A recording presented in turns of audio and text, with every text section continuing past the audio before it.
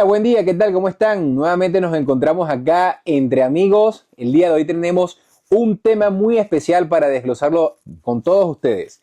Así que es un placer nuevamente encontrarnos en este frío que está haciendo en Lima, la llamada panza de burro, el cielo gris de Lima, muy rico por cierto, y estamos aquí con un cafecito Starbucks para poder disfrutarlos y poder también tocar este tema que vamos a desarrollar en este momento. Sin hacer publicidad hasta Y ahora, nos, ¿no? sí, y nos encontramos con nuestro amigo querido y profesor Kurt Noding, Más conocido como el profe Tourette o el loco Gurt, o el tío Gurt, o el tío Tourette. el tío Touré. Teníamos ya un Claro. momento que no tomábamos estas grabaciones para hablar de temas muy interesantes. Sí, había una pausa en que hemos emitido pocos videos, pero vamos a retomar ahora la Claro, regularidad, ¿no? sí, y Tú has prometido que claro, vamos a reunirnos entre amigos así regularmente, siempre y cuando te invito a un café, me ha dicho. Ah, Yo, ¿no? bueno. Bueno, es un Claro, gusto, mi profesor. Yo siempre tengo mi hoja y mi cuaderno acá para anotar. es buen alumno. Sí, para anotar y aprender de todo lo que usted comenta. Y el tema de hoy es el carácter de un académico frente al carácter de un político. Tú quieres tocar ese tema, ¿no? El carácter de un académico, la ética de un académico, frente a la ética de un político, al carácter de un político. Es dura la comparación, muy dura esa comparación, Muy ¿no? dura la comparación, pero es muy importante desarrollarlo porque así nos das también en esta enseñanza un perfil, cómo debería Bueno, ser. mira, he estado pasando por las dos fases, una parte Pero académica y una parte política, política. ¿no? Pero antes de entrar a más allá de ciertas preguntas que te tengo, a mí me gustaría, y también creo que a los televidentes les gustaría escuchar el primer o la primera pregunta sobre esta entrevista. Dime Y tú. es, ¿qué es la ética, profesor Bueno, Kurt? la ética normalmente es una respuesta que varía de filósofo en filósofo, de autor en autor, pero normalmente se llama ética la reflexión epistemológica, metafísica y filosófica respecto a tipos de moral. O sea, lo que estudia la ética son los diferentes tipos de moral. Y la moral, porque es la siguiente pregunta que uno haría, bueno, si la ética estudia la moral, y es la reflexión filosófica, metafísica acerca de la moral, ¿qué es la moral? La moral son las costumbres que guían a las personas hacia lo correcto, lo incorrecto, hacia lo bueno, hacia lo malo. Eso para usted es la ética Eh, sí, tomo la definición usual de los autores, de ¿no? los autores. Y para mí en este momento me gustaría hacerle una pregunta, claro, sin meterme más allá en sus asuntos personales, pero es que Siempre puntiagudo, pero tenemos adultos claro, personales. sí. Porque yo he conocido que usted ha sido un hombre que no Claro, simplemente ha participado como académico, sino sí, que también ha incursionado en temas proselitistas o correcto, activistas. Y he correcto. podido conocer que ha pasado por un movimiento llamado, por ejemplo, Partido de Evolución, Mm, Independencia y PLP. mi pelea, sí. Y usted debe tener, obviamente, el conocimiento, cómo se maneja acá, o cómo ha sido su experiencia por Bueno, estos movimientos. ¿Cómo ha sido su experiencia como mira, académico? entonces es un choque como académico.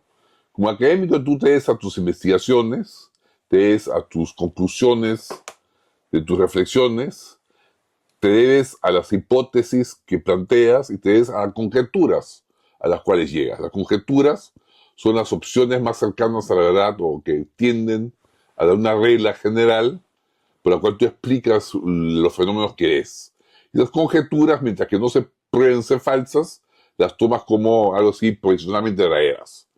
Y, lógicamente, el académico está entrenado para, cuando encuentra anomalías, o sea, errores de esas conjeturas, votarlas Ok, y reemplazarlas o superar todo el paradigma y reemplazar todo paradigma por un nuevo paradigma o, en otro caso, en caso que la conjetura sufra una anomalía y no queremos cambiar el paradigma, hacer una hipótesis ad hoc para que explique la excepción de esa anomalía, ¿no? hoc, Ad ad hoc hoc, quiere decir hecha a la medida. hecha la medida.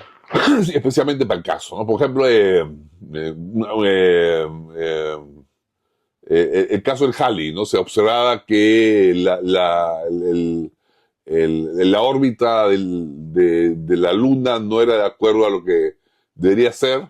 Se postuló, no sé si era la Luna o otro astro, se postuló que debía haber algún cuerpo celeste que interfería en la órbita de este cuerpo celeste, por lo cual no se comportaba según las leyes de Newton. Nunca se comprobó eso durante muchas décadas, hasta que algún día apareció el cometa Halley y hubo la comprobación empírica, ¿no? Por mucho tiempo, esa hipótesis ad hoc de la astronomía explicaba por qué algo no se comportaba según las leyes de Newton, pero era una hipótesis no comprobada, no científica, no era empíricamente comprobada. El que luego de 100 años, 80 años se comprobaba ya fue un caso particular, ¿no? Y así hay, en general, los académicos estamos entrenados para, a partir de un paradigma, que lo podemos cambiar en caso de que no funcione, hacer hipótesis, de la cual deducimos conjeturas. Si la conjetura es falseada, hacer una nueva conjetura o cambiar los supuestos o hacer una hipótesis ad hoc para que la conjetura siga siendo válida, ¿no? Debería ser interesante como académico por toda la experiencia que ha tenido usted en sus años de vida, como profesor, como economista, porque de una u otra forma yo entiendo que para un profesor, o sea, las convicciones son fuertes.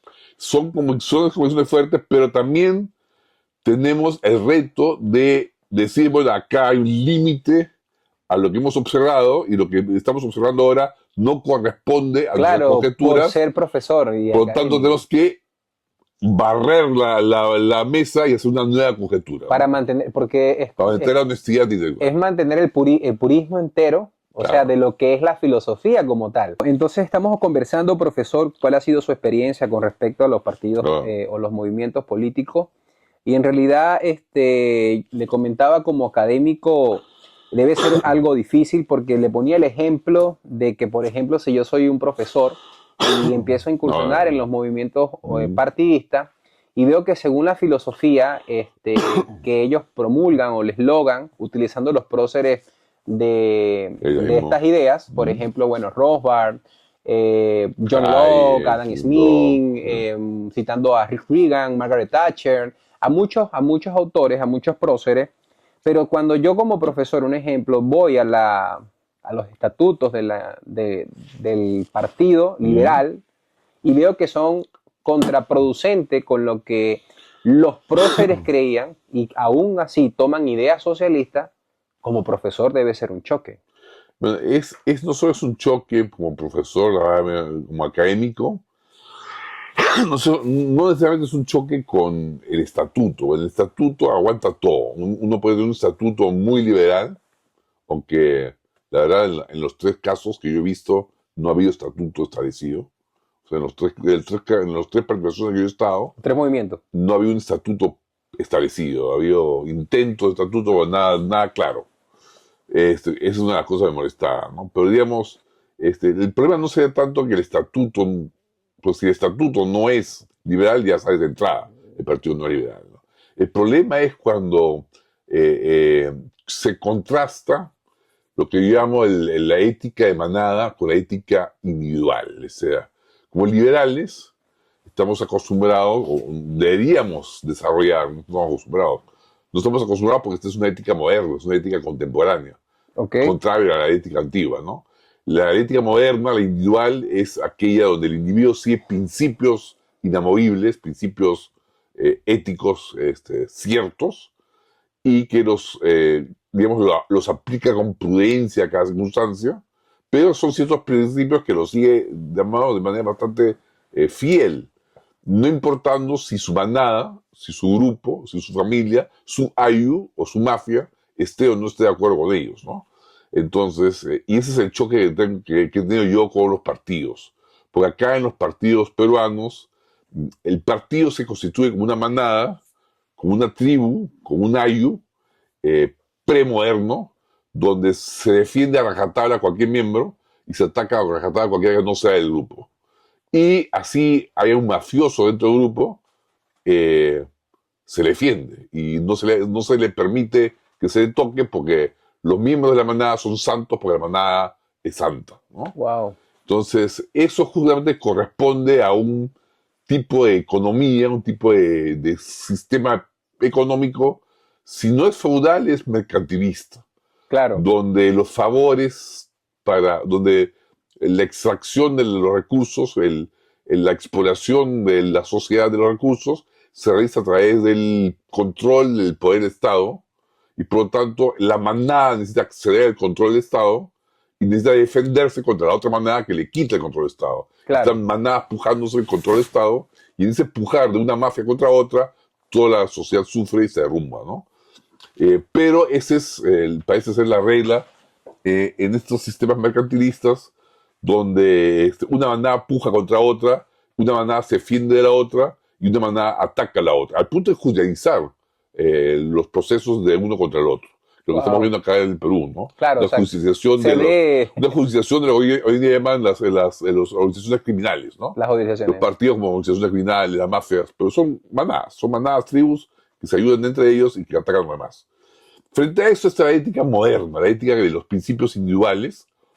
Claro que cuando uno aparece una ética moderna individual que defiende principios, ya sea para salirse de la manada, ya sea para atacar al miembro de otra manada, Ya. o ya sea para atacar al miembro de su propia manada, o ya sea para, como lo he dicho yo, resarcir la honra de un miembro de un enemigo que quizás uno maltrató. Ujú. Entonces lo ven a uno como una especie de caótico traidor, ¿no?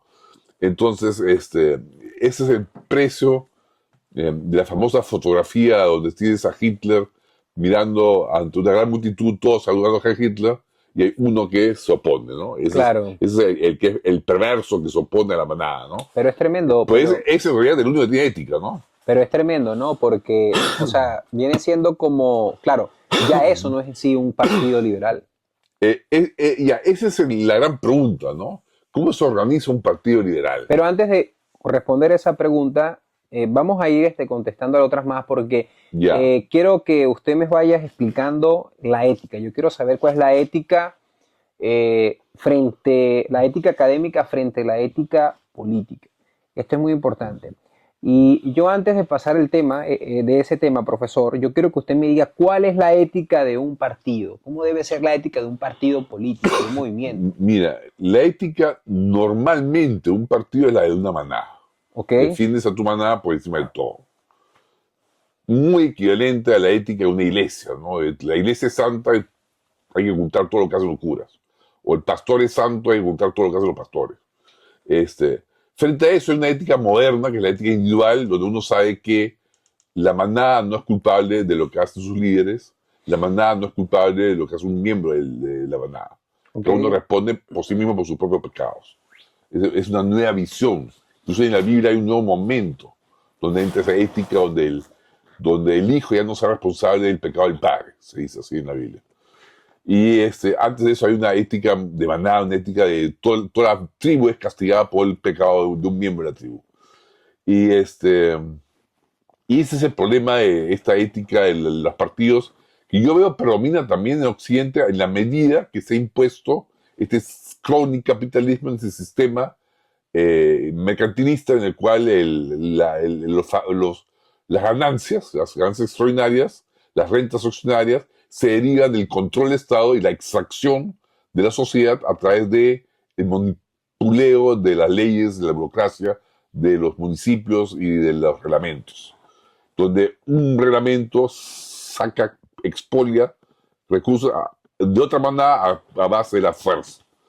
Frente a eso tienes la ética individual, la kantiana puede decirla, o la deontológica usual de Aristóteles, que por el contrario te dice que tú debes seguir tus propios principios para realizarte tú como persona feliz, Ya, y no debes mirar si eso perjudica a tu manada o no, en la medida que conviene también. Hay que hacer esa reserva, ¿no? Porque, digamos, si tú tienes que delatar que tu padre está escondido en el sótano y tu padre es judío y viene un miembro de la SSC, creo que tú sí tienes derecho a decir mi padre no está en el sótano, sabiendo que siendo judío, la SSC se lo va a llevar al campo de concentración, ¿no? O sea, hay límites al decir la verdad claro. en casos extremos, pero normalmente en casos de la ética individual es lícito, cuando así lo permite la naturaleza de las cosas, es lícito y es un deber decir la verdad, decir las cosas honestamente y restablecer las ondas de los que son heridos en sus ondas y defender su propia onda también y criticar lo que está mal.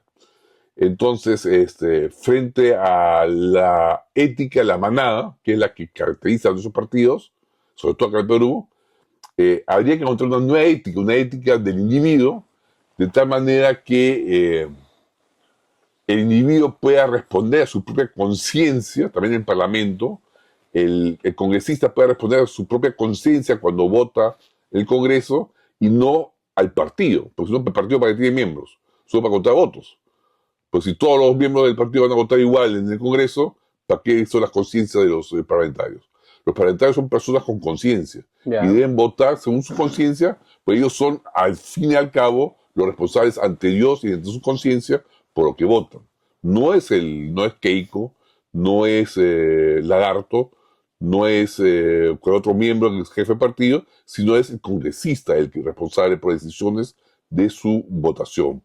Entonces, al fin y al cabo, debemos entender que no es la manada que imponer la votación, sino el individuo, el que debe personalmente, en conciencia personal, en diálogo con Dios, en diálogo con la Biblia, en diálogo con las profesiones respectivas, las ciencias respectivas, decidir lo que es más correcto para la nación. Para la nación. Y no para la manada. Es muy importante. Si uno está pensando en función de manada, Claro. vas a terminar en una trampa social donde todos terminan perdiendo.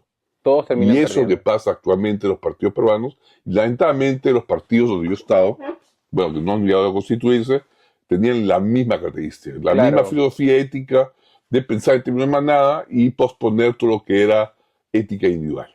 Yo creo más allá, por más que los movimientos liberales quieran hacer una fuerza de la ética, Ah, la que hablamos de liberal, es una presión muy fuerte, externa e interna, por los sistemas operantes que podemos ver diariamente de las leyes. correcto. O sea, es como que quiero salir, pero a la misma vez O sea, es vuelvo. como un remolino que te atrae, Sí, un remolino como que que te te jala, que atrae. te jala. Tú Entonces, quieres salir de ese remolino, pero te jala de nuevo al centro, ¿no? entonces, claro, se Y vuelve anti... el problema es cuando todo el sistema está hecho para trabajar en manada y te sales de la manada, te miran como un bicho raro. ¿Este Claro. qué es? ¿Es un peligro? ¿Es un caota? ¿Es un traidor? ¿Qué es? ¿No? Entonces te sales de la norma, ¿no? Eso es como el famoso joven que está pelado delante de Hitler Claro. sin saludar, ¿no? O sea, salió del cuadro.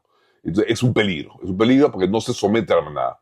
Entonces, y ese es el problema, porque el sistema tiende a jalar, y como dicen la gente, la cabra tiende a jalar al monte, ¿no? Claro, O sea, no exacto. tiende a hacer lo que el sistema le impone hacer. Y ya sé, creo Y que eso es lo que justamente yo digo que como liberales debemos presentar un desafío a la política nacional y presentar una nueva manera de hacer política. Y lo que yo veo, que los partidos políticos que se llaman liberales siguen igual de mercantilistas que los antiguos. claro, el chofer, piensan como liberales, pero el chofer los lleva como socialistas. Sí, está en mercantilistas. un cargo donde dice liberal encima, pero el chofer Sí. lo está llevando a otro lado, ¿no? Sí, Lo sí. llevan a otro lado. Entonces, este es algo que... Y ellos se dejan llevar cómodamente por ahí Y ganancias, ¿no? creo que eso se convierte en un tema cultural o cosmovisional, porque ya Sí, afecta el pensamiento. O sea, no he reflexionado a fondo los presupuestos de su liberalismo. O sea, es gente que ha adoptado el discurso liberal, Pero pero no no- lo reflexiona, no cree que la teoría sirve para algo. Es gente que cree, la teoría liberal, sí, muy bonito, eso está bien para tus cursos, pero no sirve de nada. El poder, no hay nada más cierto que el poder, no hay nada otra cosa del poder, fuera el poder toda es ilusión. O sea, en realidad son marxistas, claro, que sí. creen el poder es lo que manda y les interesa un carajo la doctrina. Y no se dan cuenta que con la doctrina tú puedes llegar a operacionalizar los fundamentos de tu actuar y llegar a una nueva visión más civilizada del mundo. Claro. Solo que ellos quieren llegar al poder, quieren transformar el mundo con los métodos antiguos. Y si yo aplico los métodos antiguos, voy a llegar a los métodos y a los resultados antiguos. No voy a hacer algo nuevo con recetas viejas. Si yo quiero hacer una receta, si quiero hacer una nueva torta, necesito una nueva receta Claro. y una nueva cocina. No puedo usar lo mismo para hacer una nueva torta, ¿no? Sería un desafío grande para cada político, un desafío. Y Es un sería- desafío, quizás no para cada político, pero digamos, esa mentalidad de manada, esa mentalidad colectivista, es propio de los partidos colectivistas, comunistas, socialdemócratas, Claro. hasta social cristianos. Pero no es propio un partido liberal. El partido liberal tiene que repensar cómo hacer su partido para poder traducir su propuesta, su discurso, en una propuesta real y no solo un maquillaje que le lleva, ya que Milei está de moda, le lleva a tener popularidad. Tú hablaste hace un momento del individualismo y a mí me gustaría que tú enfatices más qué es una ética individualista. ¿Por qué tú dices individual? Ya. ¿A qué te refieres Te cuando voy a hablas poner de el eso? ejemplo de una ética individual a rajatabla, Ajá. la más sorprendente. Un ejemplo que yo como católico no debería usar, Ya. pero sí me alegro de usar este ejemplo, porque al fin y al cabo he sido luterano, tengo formación agustina, y la persona de la que te voy a hablar era un agustino convencido, radical, Ok. que es el Martín Lutero. Martín Lutero, cuando se presentó ante el emperador, que era la máxima autoridad, inclusive sobre la iglesia, Ya, ok. el emperador le dijo, retráctate. Y Lutero dijo, específicamente sobre cuál de mis escritos que me retracte. Pues he escrito muchas cosas. Y le dijeron, de todos. Entonces él dijo, no puedo. Aquí estoy parado, no puedo otra cosa frente a mi conciencia más que no retratarme. O sea, un individuo, un bicho individual, Ajá. que no era un donadio, pobre fraile, pobrecito, se para delante del más poderoso del mundo, el emperador, y le dice, no voy a hacer lo que tú dices porque mi conciencia me obliga a no hacerlo. Ese es ética individual. Cuando tu conciencia es tan fuerte que no te sometes ni al poder más fuerte del mundo para hacer lo que él te manda. Impresionante. Si no te quedas convencido de lo que haces, de lo que dices, a tal punto que inclusive el emperador puede cortarte la cabeza. ¿Tú estarías dispuesto a morir por tus convicciones? Me gustaría estar dispuesto, nunca uno dice que estoy dispuesto, porque tú sabes, la propia Biblia dice, no presumas que eres el perfecto, Claro, no claro. hace que seas el primero en caer, ¿no? Bueno, Pero sí, sí me gustaría tener una ética lo suficientemente para morir por tus como para convicciones. morir por convicciones. Bueno, Me gustaría llegar a ese privilegio de poder, en el caso de necesitarlo, poder morir por mis convicciones. Claro que prefiero morir de viejo, pero nunca quiero decir de esta agua no he de beber, no porque beber, sí. tú sabes Bueno, que la carne es débil, ¿no? Lutero era alemán, tú eres Somos alemán. igual de jodidos.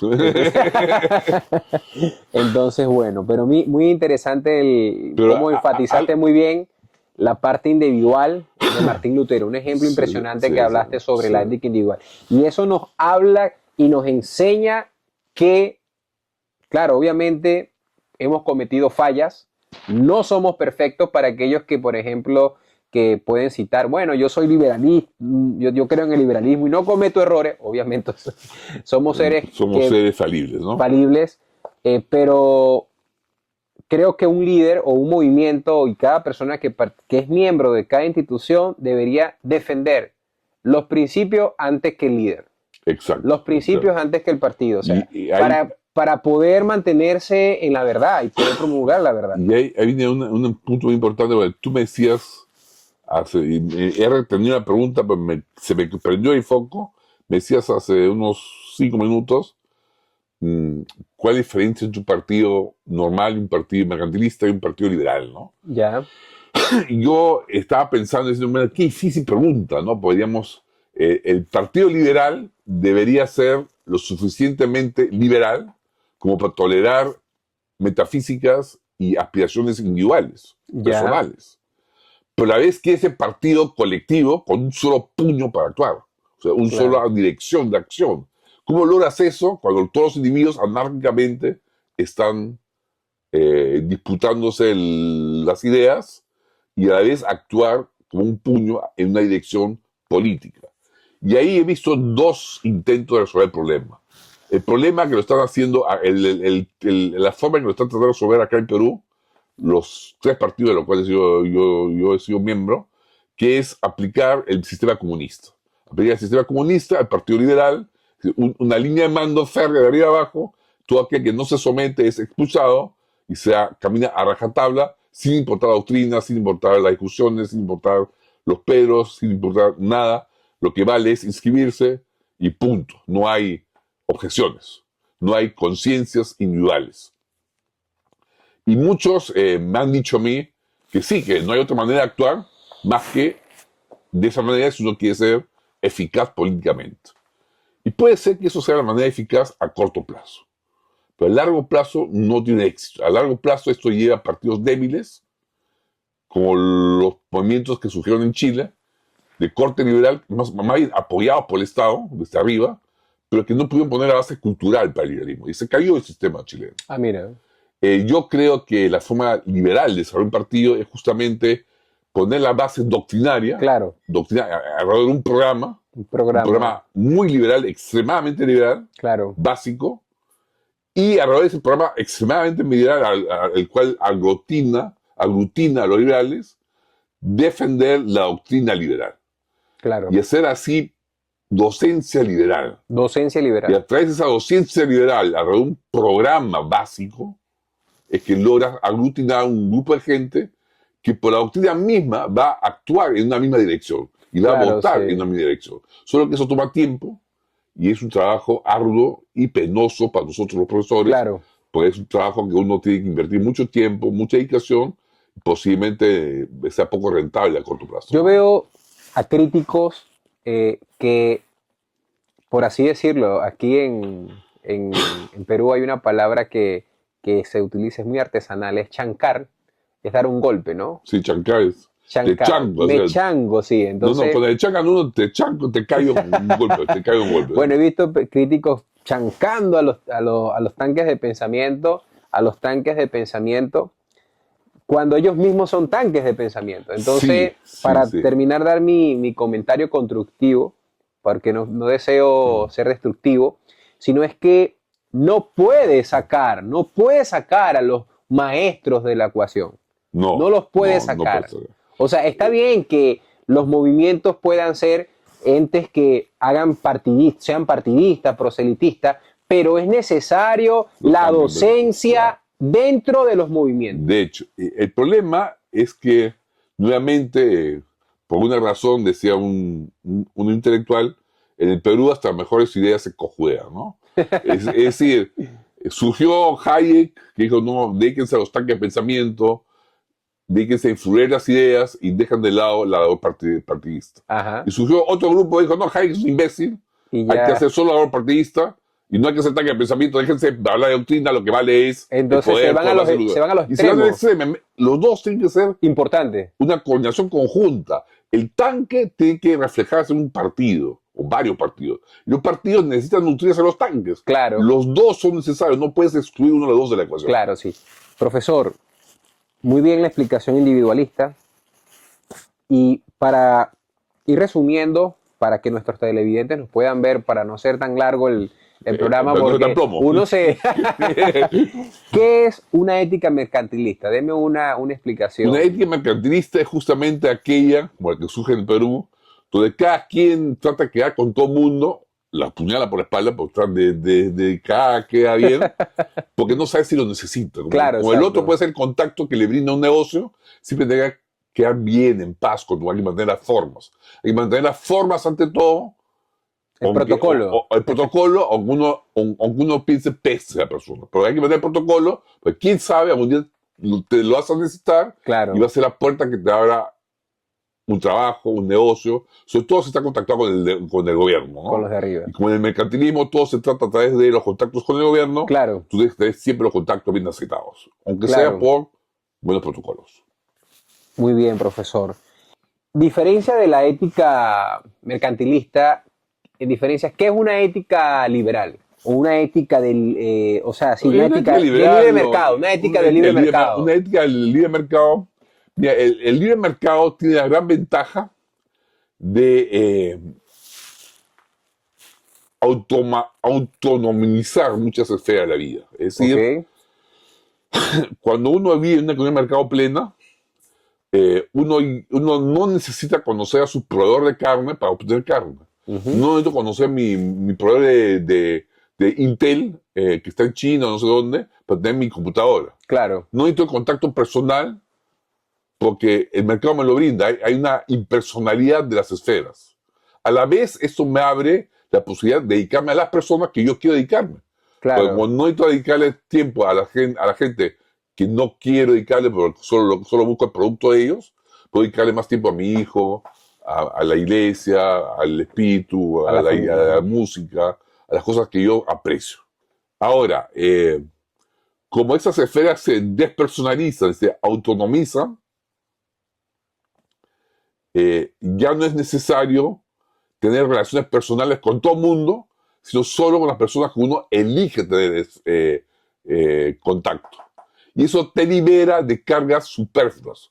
Eso te permite que tus principios dependan de tus convicciones y como no dependes de nadie para sobrevivir ni para hacer riqueza, tampoco te puedes ver perjudicado si a alguien lo condenas éticamente o a alguien lo rechazas éticamente por no conformarse a los estándares de tu moral.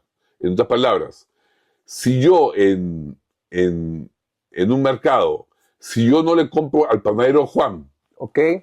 porque lo considero un corrupto, él no se va a perjudicar porque hay otra gente que le compra. Claro, hay otras Pero personas que yo le voy a compran. tener mi conciencia limpio de irme donde Pedro y comprar Claro, al panadero Pedro. O sea, hay competencia de productores.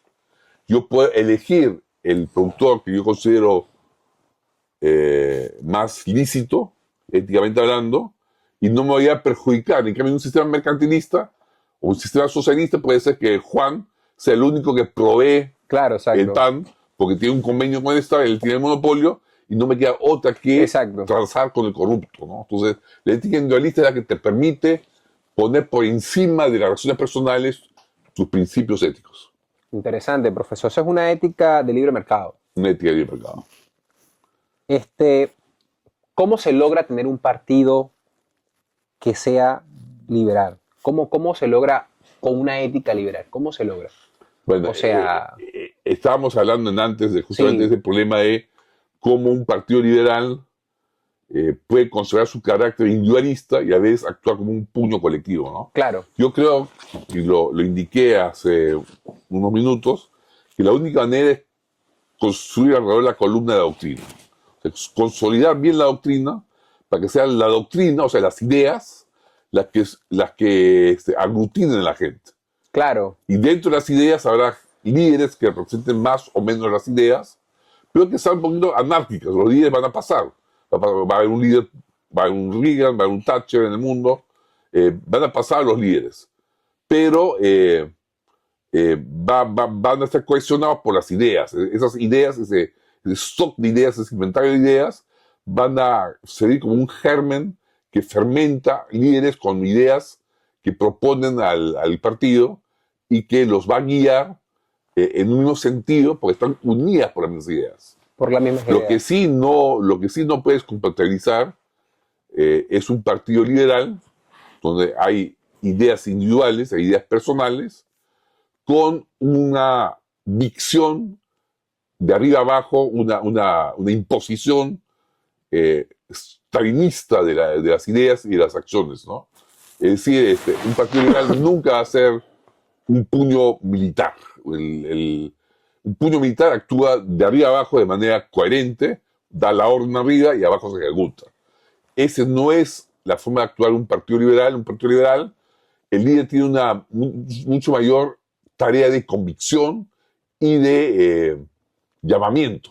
O sea, el líder que no logra llamar y convencer a sus seguidores liberales no va a poder unir al partido. Y partidos liberales por sí mismos necesitan líderes, necesitan liderazgo, y por eso es importante que la dirección de un partido permita la formación doctrinaria y de liderazgo de la gente. Tú hablaste hace un momento sobre el pensamiento de las ideas que forman un grupo de personas, se vuelven un poco anárquicos, etc, etc. Sí, yo creo que particularmente como tu alumno debe ser muy importante eso, ya que las carencias de los movimientos o partidos que vemos en Latinoamérica con respecto cuando adoptan el pensamiento liberal es porque no de la noche a la mañana se da un pensamiento mercantilista. Y yo creo Claro. que por la heterogeneidad dentro del partido es por eso que hay muchos quiebre, Claro. mucha fricción, mucha Sí. división. Hay mucha gente que se ve atraído por el fenómeno Milei, por el fenómeno libre mercado, que quiere acercarse a las ideas liberales y cree que consumiendo uno o dos enlatados en el video de Javier Kaiser, Kaiser, ya son Javier. liberales. No se dan cuenta que hay todo un camino doctrinal que tienen que Y es allí recorrer. donde entran los think tanks, Es ahí donde es donde por entran los supuesto, maestros, por donde supuesto. entran los docentes, Por supuesto. que hacen una porción de base. Lamentablemente, si no se hace ese tipo de formación, lo que vas a tener es llamados liberales que llegan al poder y que después hacen todo lo contrario de lo que es liberal, ¿no? Hay una última pregunta que le quiero hacer para cerrar el programa, Y ojo, una cosa, Ya. esto demora tiempo, no se hace... de la noche a la mañana. O sea, en realidad estoy muy preocupado por el fenómeno Milei, porque puede hacer perder a América Latina el hilo liberal. El hilo liberal. Es una gran oportunidad de Milei, pero es un gran peligro, porque si él no logra formar un partido sólido, Sólido, va a perder claro. y todos vamos a perder con él. Claro, exactamente. Eso lo citan muchos profesores en política. Hay una última pregunta, profesor Kur, y es la siguiente. ¿Cómo poder formar un partido liberal con elementos individuales, ya que a la vez funcionan como un movimiento unitario? ¿Cómo se puede formar un partido? Un ejemplo, Dos elementos. Un programa liberal básico, contextualizado para el Perú. O sea, cada país debe tener su programa liberal, ya, contextualizado a la realidad peruana.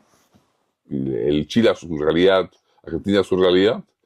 Y alrededor de eso, toda la filosofía, toda la doctrina política liberal.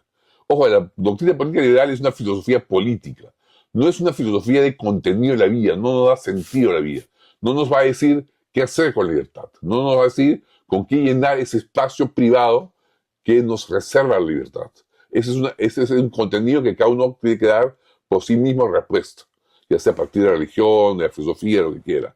Pero la filosofía política de libertad te permite ese espacio donde tú das esas respuestas, y esa idea filosófica de que cada quien tiene su espacio vital en el cual vivir y que intercambiando nuestras actividades que hacemos en cada espacio, cada quien puede salir adelante sin rompernos la cabeza uno al otro. Esa es la idea que debe guiarnos a formar una sociedad civilizada y pacífica. Perfecto. Y eso es importante predicarlo y hacerlo entender a la gente, porque esta idea básica no solo es de los liberales, sino es de la civilización occidental. de la civilización occidental. Es un gusto desglosar este tema. Acá está el libro que te quiero regalar esta vez. Mira, ve. Justamente hablando de los liberales y los opositores a los liberales, acá tienes el libro negro del comunismo, escrito por tres franceses, no más de tres, son varios, tres franceses comunistas o excomunistas que han reunido toda la historia desde Lenin y antes hasta la actualidad, sobre todos los terrores que han causado los comunistas. Un libro muy bien documentado, sobre todo que es crítica de los propios marxistas. Bueno, muchas gracias, profesor. En realidad, bueno, ya con este ha sido el tercer libro que me regala. Poco a Lo poco. voy a coleccionar Vamos a tu biblioteca. en mi biblioteca. Muchas gracias. Y bueno, es un gusto haber compartido este tema. Y más allá, queremos, bueno, decirles a todos nuestros televidentes que puedan ver el caso de los movimientos partidistas en Latinoamérica con el término liberal. Vean sus constituciones, no se dejen engañar. O sea, no se dejen engañar, no pertenezcan a ningún movimiento. Claro, ojo, si tú perteneces a un movimiento que se llama liberal y tú eres liberal, tienes que revisar bien su pensamiento, su plan de gobierno, su forma de gobernar. Eso es muy importante. Su plan de gobierno. ¿no? Su plan de gobierno, ¿no? Una cosa es la declaración de intenciones, otra cosa es lo que quieren hacer en realidad cuando están en poder, ¿no? Cuando están en parlamento, ¿no? Cuando están en el poder. Yo Entonces, diría que por ahora nos podríamos dar contentos si hay un partido que llegue al parlamento y de este parlamento los parlamentarios puedan hacer docencia liberal. docencia liberal. Eso sería era mi aspiración, por lo menos, llegar a hacer docencia liberal de este parlamento, porque el parlamento te permite cierta libertad de viajar por el Perú, Claro. dar docencia, ¿no? Pero por ahora yo creo que no podemos aspirar más, sino realistas, porque aspirar a más es poner en el poder a gente que no está capacitada. Perfecto. Entonces, bueno, ya con esto que acaba de culminar, profesor, ha sido un gusto nuevamente estar entre amigos. Muchas Es un gracias, José. placer. Y Un bueno, placer. a todos los que nos van a mirar, seguimos en sintonía para la próxima entrevista. Y Entonces, como bueno, saben, libertad y responsabilidad, para siempre. y también les queremos decir, nuestros comentarios son más que todos basados en las ideas, no son personales. Sí, eso es muy importante. Eh, yo especialmente he tomado la decisión muy consciente de discutir las cosas de manera académica y no personalizar Perfecto.